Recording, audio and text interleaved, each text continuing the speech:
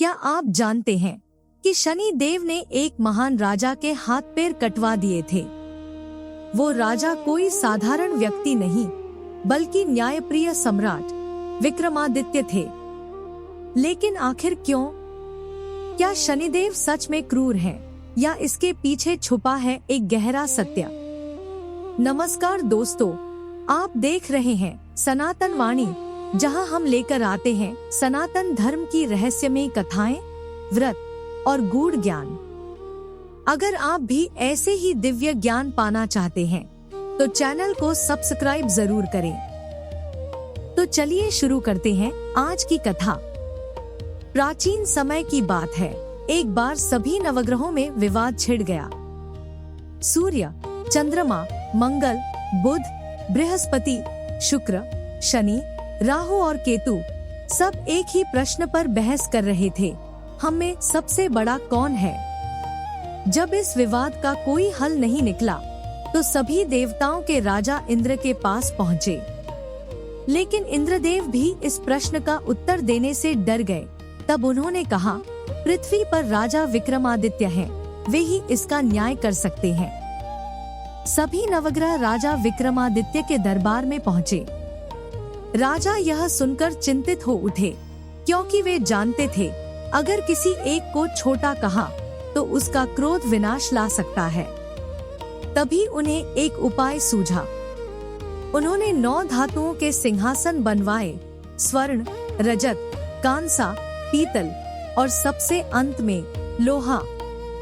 फिर उन्होंने सभी ग्रहों से कहा, आप सभी अपने अपने सिंहासन पर बैठें, जो अंत में बैठेगा वही सबसे छोटा माना जाएगा।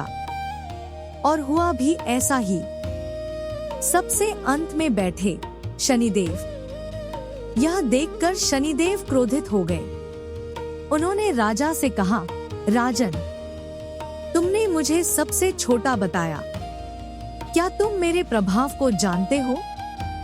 सूर्य 1 महीने में, चंद्रमा 2.5 दिन में, मंगल 1.5 महीने में, लेकिन मैं 2.5 साल से लेकर 7.5 साल तक रहता हूँ और बड़े बड़ों का विनाश कर देता हूँ। अब तुम भी सावधान रहो।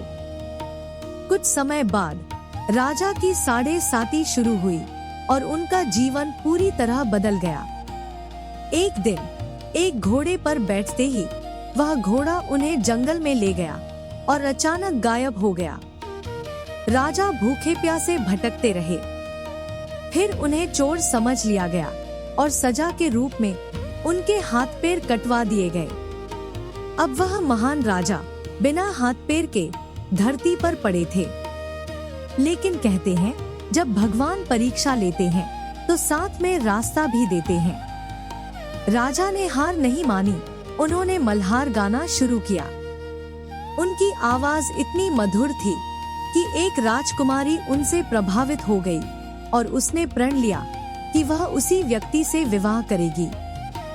राजकुमारी ने उनसे विवाह कर लिया और फिर एक रात शनिदेव राजा के स्वप्न में आए।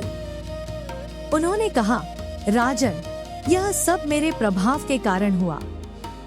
अब क्या तुम्हें समझ आया कि मैं छोटा नहीं हूँ? राजा ने तुरंत क्षमा मांगी। शनिदेव प्रसन्न हो गए। उन्होंने राजा के हाथ पैर वापस कर दिए और कहा, जो भी मेरी कथा सुनेगा या सुनाएगा उसके सभी दुख दूर होंगे, और जो सच्चे मन से मेरा ध्यान करेगा उसके जीवन में कभी संकट नहीं आएगा। तब से शनि देव की पूजा और कथा का महत्व और भी बढ़ गया।